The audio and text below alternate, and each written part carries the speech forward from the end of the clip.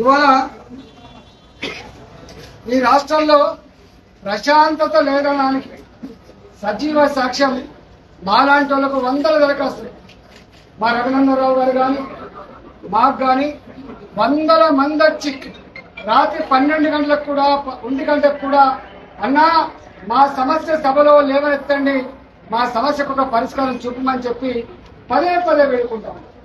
ఇవాళ అవన్నీ చర్చించాలని, అవన్నీ కూడా కనీస పరిష్కారాన్ని నోచుకోవాలని చెప్పేసి ఎదురు చూస్తుందో వాటి ప్రస్తావన కోసం మా పార్టీ పరంగా శాసనసభలో చర్చించాలని భావించారు.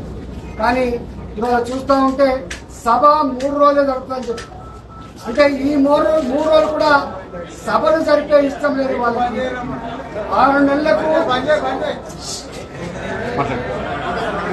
6 నెలల లోపు శాసనసభ మళ్ళా సమావేశపరచాలి కాబట్టి దానికోసమే మెకానికల్ గా సభ సమావేశం అవుతుంది తప్ప ఈ సభకు ఒక బాధ్యత ఉందని, ఈ సభ ప్రజల సమస్యలు చర్చించే వేదికగా సోయి కనీస జ్ఞానం ఈ ప్రభుత్వాన్ని లేదనడానికి ఇవాళ రేపు ఎల్లుండి మాత్రమే 3 రోజులు మాత్రమే శాసనసభ జరుగుతుందని చెప్పి చర్చ జరుగుతుంది.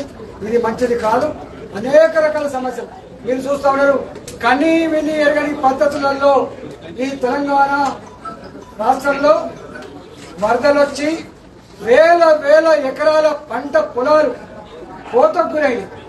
లక్షల ఎకరాల పంట పొలాలు నీళ్ళ మునిగిపోయినాయి. మొట్టమొదటిసారిగా మనుషులు వరదలలో కొట్టుకుపోయింది, పశు సంపద కొట్టుకుపోయింది. ఇవాళ వారం రోజులు గడుస్తున్నప్పటికీ కూడా ప్రభుత్వం నిమ్మకు నీరెచ్చినట్టుగా వివరించింది తప్ప వాళ్ళు కనీసం సహాయ సహకారం చేయలేదు, బియ్యం అందించలేదు, కనీసం బట్టలు అందించని పరిస్థితి ఉన్నది. వాటి మీద మాలాంటి వాళ్ళం ఇప్పటికే నిర్మల్ జిల్లా తిరిగి వచ్చినాం, భూపాలపల్లి జిల్లా తిరిగి వచ్చినాం, అనంకొండ వరంగల్ జిల్లా తిరిగి వచ్చినాం. ఎక్కడ పోయినప్పటికీ కూడా ప్రజల కళ్ళల్లో కన్నీళ్లు తప్ప దుఃఖం తప్ప ఇంకోటి మీకు లేదు. వాళ్ళు రెండు మాటలు అంటున్నారు.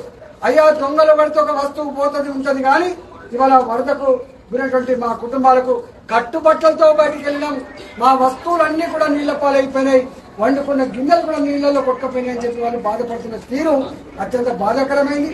ఇవాళ ప్రభుత్వాన్ని మేము డిమాండ్ చేసినాం, కనీసం ఇళ్లలో నీళ్లు వచ్చిన వాళ్ళకి 25,000 రూపాయలు ఏమని చెప్పి పోయినాం. ఇవాళ పంట పొలాలు కొట్టుకుపోయిన వాళ్ళకి కానీ, ఇవాళ పంట పొలాలు పంట నష్టమైన వాళ్ళకి కానీ నష్టపరిహారం ఏమని చెప్పినాం. ఇప్పటి వరకు కూడా లేదు. ఇవాళ ముఖ్యమంత్రి గారు పదే ఒక మాట చెప్తాడు, నేనే ఇంజనీర్ గా మొత్తం ఈ కాళేశ్వరం బాగా డిజైన్ చేసి చెప్తాడు. ఇవాళ ఆయన ఇంజనీరింగ్ డిజైన్ వల్ల మా మంచిర్యాల పట్టణం నీళ్లలో మునిగిపోయింది. ఇవాళ చెన్నూరు నియోజకవర్గంలో వేలాది ఎకరాల పంట పొలాలు, మంత్రి నియోజకవర్గంలో వేలాది ఎకరాల పంట పొలాలు, ములుగు నియోజకవర్గంలో కూడా వేలాది ఎకరాల పంట పొలాలు నీళ్ళలో మునిగిపోతున్నాయి.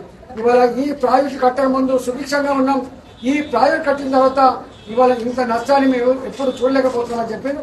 ఇవాళ చెక్ డ్యామ్లను వెల్కమ్ చేస్తా ఉన్నాం, ప్రాజెక్టులు వెల్కమ్ చేస్తా ఉన్నాం. కానీ ఇవాళ ఆ చెక్ డ్యామ్ల వల్ల నీళ్లు వెనకకు తన్ని మొత్తం పంట పొలాలు నీళ్ళ మునిగినాయి, పోతకున్నాయి.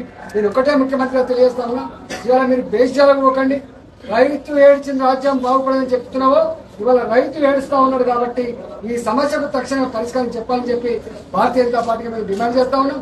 మా భారతీయ జనతా పార్టీ నాయకులుగా ఢిల్లీకి పోయి మేము అమిత్ షా గారిని కలిసి తక్షణమే కేంద్ర బృందాలు పంపాలని చెప్పినాం. వాళ్ళు వచ్చిండు.